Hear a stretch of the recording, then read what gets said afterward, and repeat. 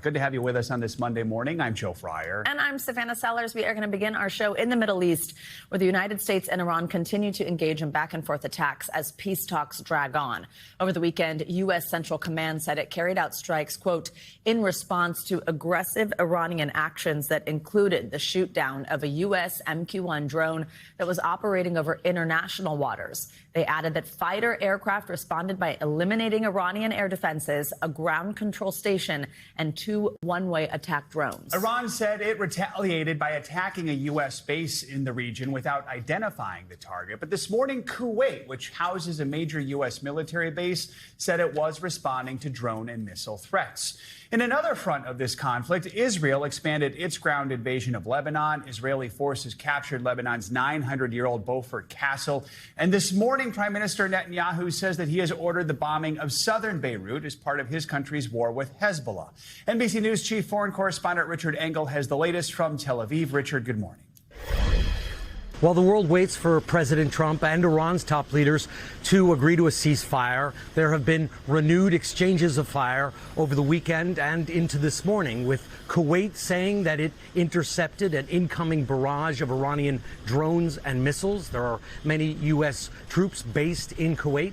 There were no reports of any casualties. And the U.S. military says it fired on a ship, launching a Hellfire missile into the engine to prevent the vessel from docking in an Iranian port, keeping the U.S. blockade in force.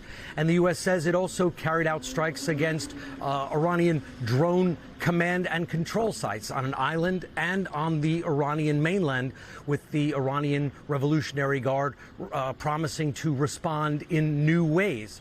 All of this complicating efforts to achieve a ceasefire after President Trump on Friday said that he was close to making a deal but didn't announce any decision, and saying that he is in no rush to come up with a decision.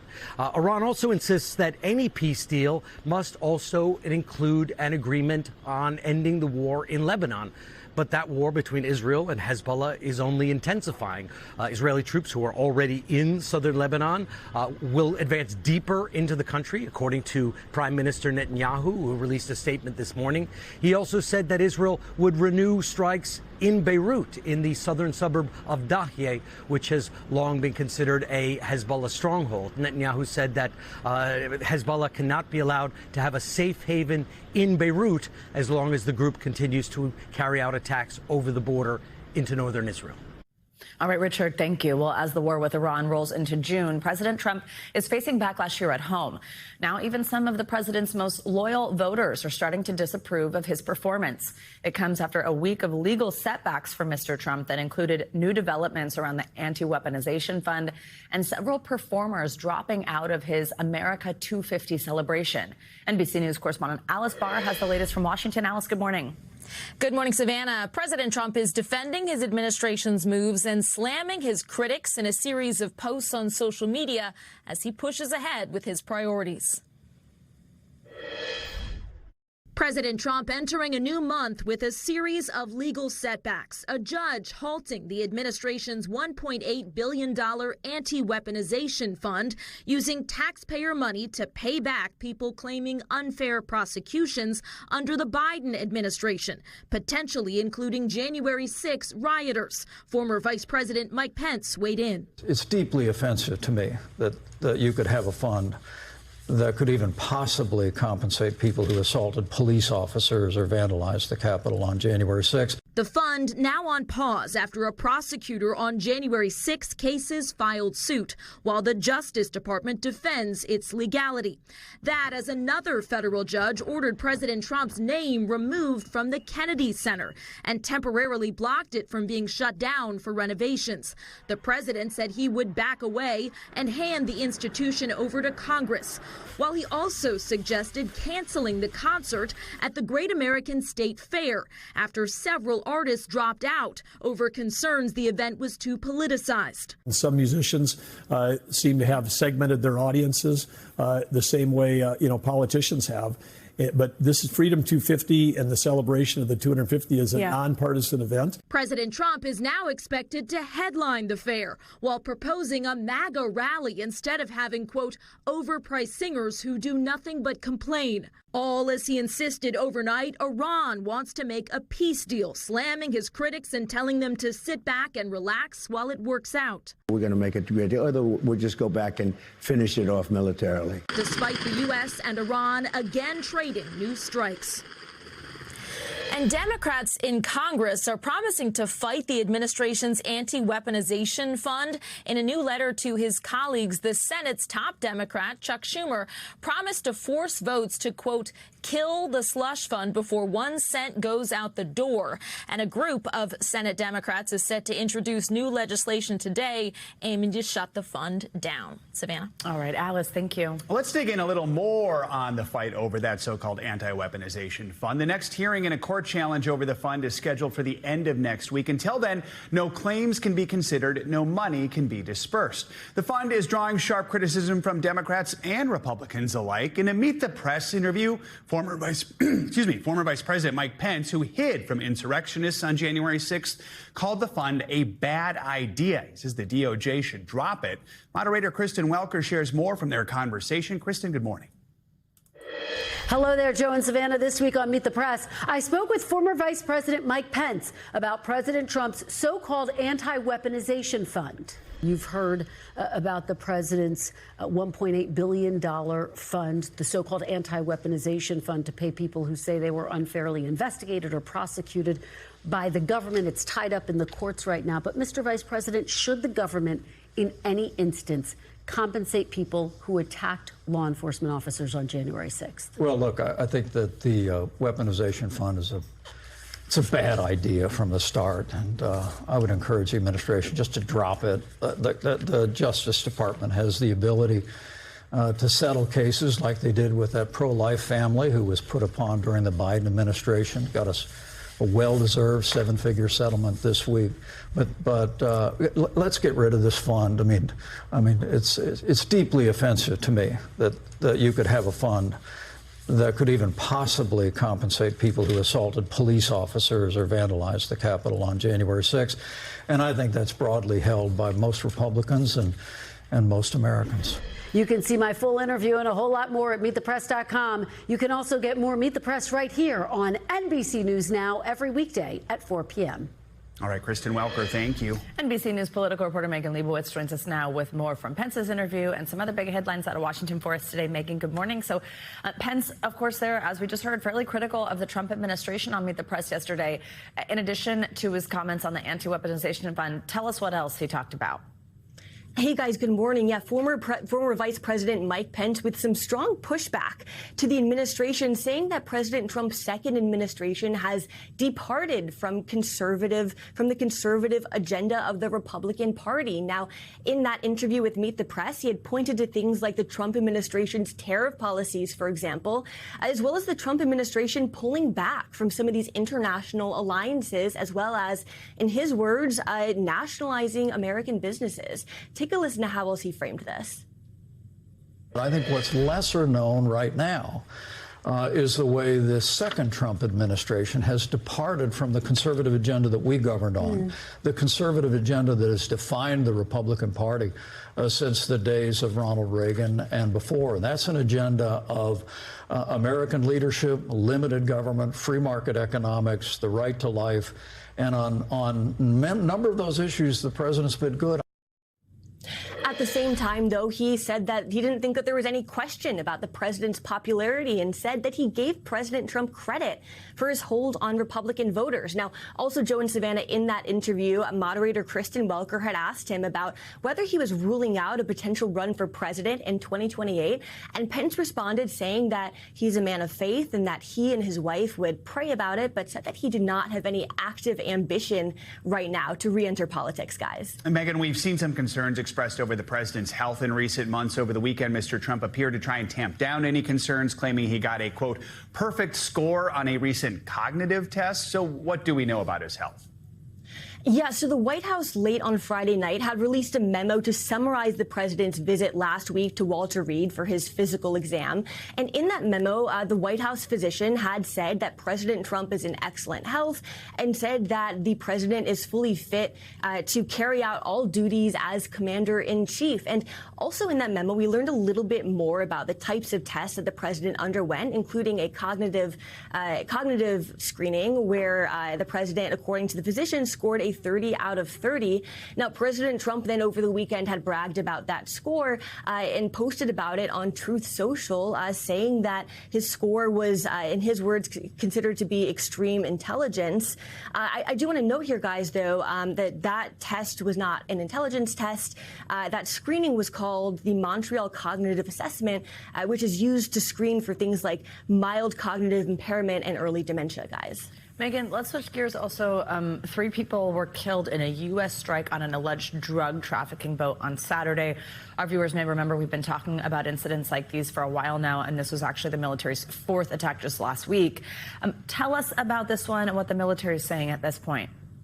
Yeah, that's right. So that strike last week and the other strikes that it followed as well bring that death toll of known strikes to more than 200. That's according to the Associated Press, the count by the Associated Press. Now, in that post where U.S. Southern Command had announced that latest strike, it had said that the boat was, in their words, transiting along known narco trafficking routes in the Eastern Pacific and was engaged in narco trafficking operations. Now, Southcom, though, did not provide evidence to back up those claims. And the wording of that post had also mirrored wording from the previous strikes of last week and a whole lot of the strikes over the past several months where they've claimed that these boats were engaged in narco trafficking operations but have not provided evidence to back up those claims. And remember, big picture here, guys, Democrats have consistently pushed against the Trump administration's move to strike these alleged drug boats. Some Republicans have called into question the legitimacy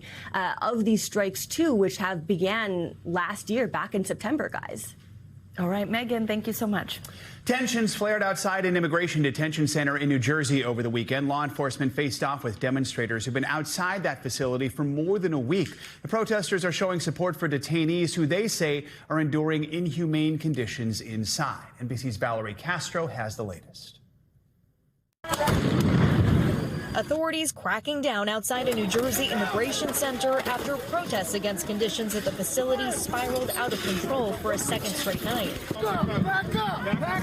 The mayor of Newark implementing a new protest curfew near Delaney Hall between 9 p.m. and 6 a.m. after demonstrators tried to push past metal barricades around a designated peaceful protest zone. Off the fence! Off the fence! No fence! The violence escalating with the crowd grabbing makeshift shields, facing off against police into the late hours, fighting through tear gas, even burning a pile of tires.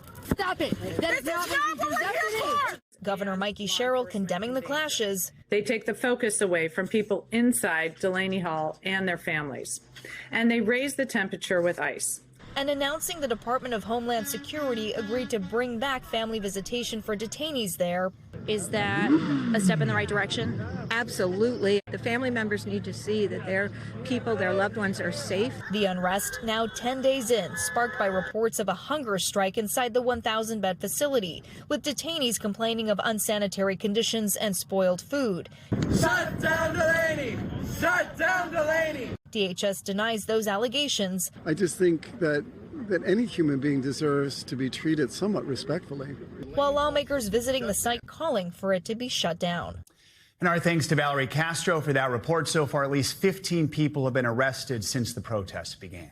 Well, this morning, a civil trial will get underway in Baltimore over the collapse of the Francis Scott Key Bridge. Billions of dollars in damages are at stake for 2 companies behind the Dolly cargo ship. That's the vessel that lost control and slammed into the bridge back in 2024. Just days ago, the families of all 6 construction workers killed in the collapse settled their claims with the ship's owners and operators for an undisclosed amount. For more, let's bring in NBC News legal analyst Danny Savalos. Danny, good morning. So the shipping company here, they're trying to cap their liability at $44 million, and that would be using a law from the 19th century. Walk us through exactly how that would work and what we can expect today.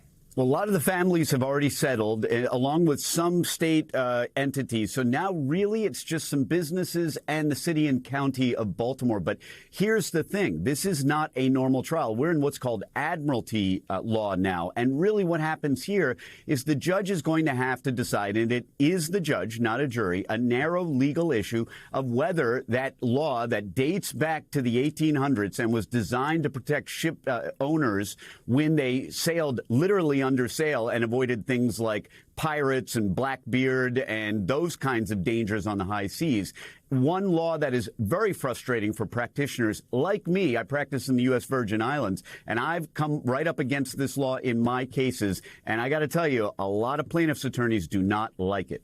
So, Danny, Maryland officials estimate, rebuilding costs for this could exceed $5 billion. But what's the reality check here about the law? What does it say about how much these companies could actually be on the hook for? Yeah, a couple centuries ago, because ship owning was such a risky business, because we didn't have Doppler radar and all the technology that we have today, even communications abilities, they wanted to promote the shipping industry, so they limited liability to the post-incident, in other words, after-accident value of the ship and its cargo, which, by the way, with a large ship like this, we're talking about $44 million. But think about a small pleasure cruiser or just a yacht. Post-accident, the value could be anything from a few thousand to zero. So this can have catastrophic consequences for plaintiffs. And in this case, $44 million is still not enough to cover all the damages. So this is an antiquated law, heavily criticized, but it still exists, and the courts have to follow it. Danny, though, we understand about this. I'm going to read a little bit of it. There's essentially this exception here. It says, without the privity or knowledge of the owner. How would that play into this case? Sure, it has to do. So what happens is the judge has to decide whether the ship was not seaworthy. But here's the key. The owner has to have some knowledge. And again, this takes us back hundreds of years where there were no communications abilities. A ship at sea was literally at sea, cut off from all communication, including communication from the owner. So the owner couldn't know about an unseaworthiness issue back then. And the law is designed so once the claimants prove that there was something unseaworthy, the burden shifts to the owner. And if the owner can be ignorant enough, the owner can be rewarded for his ignorance of the problem on the ship. Danny, this is all separate, of course, from the criminal charges that we covered when they were announced a few weeks ago, accusing multiple parties of conspiring to defraud the U.S. by violating these maritime safety laws. So how could other cases and settlements, they're separate, but could they have any impact on how this trial plays out or vice versa? This kind of thing happens all the time where you have a criminal case and a civil case, and there's all kinds of fighting about which should go first. But the criminal case is great for the claimants because the allegations are essentially what they have to prove to win against the boat company who's seeking to limit its liability. In other words, the indictment essentially says that the defendants knew what they were doing was wrong, and that's kind of the burden that the claimants have under this ancient law from hundreds of years ago. They have to show that the owner had knowledge. So all of that evidence, every time you have a criminal case and a civil case, the civil attorneys want the criminal case to go forward because they get extra discovery out of it. It's beneficial to those plaintiffs and claimants. All right, Danny Cevallos, thanks as always. The cruise ship at the center of that deadly hantavirus outbreak is set to return to sea. It's been disinfected and cleared for its next cruise starting in 2 weeks. Some American passengers from that ship, though, they've been isolating at the National Quarantine Unit in Nebraska. They could go home as soon as today, but they will have to undergo further monitoring. For more, let's bring in NBC News medical reporter Erica Edwards. Erica, good morning. So first of all, let's talk about the ship actually returning to service. It has been deemed safe, but are there any precautions going into place for passengers who might be going on the first few trips, who might be worried? Precautions will be the same whether you're boarding any cruise ship, right? Hand hygiene, the #1 way to protect yourself against any virus, flu, COVID, even the more commonly found norovirus on cruise ships. So wash hands early and often. And for extra security, you could use disinfectant wipes on door handles, tables, even bathroom sinks. Joe, Savannah? Let's talk about here at home, those passengers you mentioned that have been held here in quarantine in the U.S., in Nebraska. Some of them essentially have the option to be released between today and tomorrow. Others are saying they will stay during that full incubation period. How long will they have to self-quarantine? What does this look like? Yeah, these passengers are only halfway through that 6-week quarantine. That period does not end until June 22nd, and they'll have to stay isolated at home, checking in with health officials every a couple times a day to monitor for their symptoms. Now, as you said, Savannah, the passengers are not required to go home. In fact, at least one passenger said he's going to stay at the Nebraska quarantine unit where he has immediate access to doctors just in case he does test positive. He said he's not going home until there is a zero chance of him getting sick or infecting others. Joe, Savannah? I think we've all been having some flashbacks to COVID during all of this. So do we know, local or state health departments, are they going to be involved in any of this, similar to some of the contact tracing efforts and monitoring that we saw back during COVID? Yeah, there's been a lot of back and forth on this between the White House, the CDC, local and state health departments as to how closely these passengers will be or should be monitored once they get home. Officials have discussed positioning a police officer even outside of their homes to make sure that they abide by these quarantine rules. That situation still evolving this morning. We should learn more today. Joe, Savannah. All right, Erica Edwards, thank you so much. Well, back-to-back mid-air scares forced 2 United flights to turn around just hours apart. One of them, a transatlantic flight, returned to Newark after a passenger's Bluetooth device sparked a security concern. NBC News correspondent Camila Bernal has more. It's going to be returning back to Newark at this time. A possible security threat midair on a United flight from Newark to Spain, causing it to turn around. Because of the foolishness of this one person that wants to make a joke and it's not funny. The problem, a passenger's Bluetooth device, which a source tells NBC News was named Bomb. Someone had a Bluetooth speaker and they named a certain 4-letter word. I was so frustrated. Jordan Moore was on the flight Saturday. She says they had to deplane and be rescreened. Takeoff delayed almost 12 hours. It was kind of back and forth between is somebody playing a sick, selfish prank? Or are we actually concerned? And it comes just hours after another emergency diversion on a different United flight from Chicago to Minneapolis. We might have to close the airfield due to potential hijack. An unruly passenger trying to breach the cockpit multiple times, according to authorities. The sheriff's office says the 75-year-old man was subdued by FBI agents on board and appeared to be in a mental health crisis. 2 startling incidents. Security and safety is our #1 priority at United, leaving some passengers wary about safety in the skies. We want to make sure we're safe and guaranteed that comfort before we take off. Camila Bernal, NBC News. We have got a closer look now what to expect this week with your morning News Now weather. Meteorologist Rafael Miranda joins us today with more. Good morning. Good morning, Savannah. Good morning, Joe. Quiet across much of the country, but not in St. Louis right now. We're tracking some strong to severe thunderstorms there, waking up lots of folks with thunder and lightning. Some storms moving out of Chicago as well. Hundreds of lightning strikes moving through the St. Louis metro. Expect significant travel issues and delays, very heavy rain as well. This is just round 1. We have a severe thunderstorm watch in effect through 9 a.m. We're going to watch this for the next couple of hours. Their storms eventually will move out. But later today, another round of severe storms, a possibility in the plains. Heavy rain possible in places like Colorado and back towards Mississippi as well. And we're watching the possibility for large hail, 2 inches in diameter or more in the western plains and the Rockies. That's going to be potentially causing some damage later on this afternoon and evening. And the severe threat lingers into tomorrow out west, especially in the western plains and the Rockies here. The flood risk ramps up in western Texas. As far as rainfall, isolated amounts over an inch a possibility, so watch out for some potential flooding there. Not much going on around the rest of the country, though. You can see we still have that Omega block, the Omega block that's given us that chilly weather in the Northeast over parts of the weekend, especially in the Boston area, but it has also allowed the middle of the country to warm up. Now, this block is beginning to weaken a bit, but today we're still well above average here in the plains. Memphis, 92. Look at Boston, though, 59 degrees. I saw a lot of social media posts out of Boston, very angry this weekend. Tomorrow, the block continues to weaken, still a little mild in the plains and a little cool in some spots, but then we spread out the warmth more evenly, and we are warming up. First week of June, of course. Look at these temperatures into the 80s and 90s, even in New York City, getting up to 90 by Friday. Temperatures well above average there. And that looks to be the trend for much of the month of June, above average temperatures for the northern tier of states especially. One final look at the big picture today. Again, watching out for severe storms in parts of the Mississippi Valley and also in the Rockies. Hot and dry in the desert Southwest. That's look at your weather. Quiet here in the Northeast, but a little stormy for parts of the middle of the country. All right, we'll take the quiet. Thanks, Raph. Appreciate it. Much more to come here.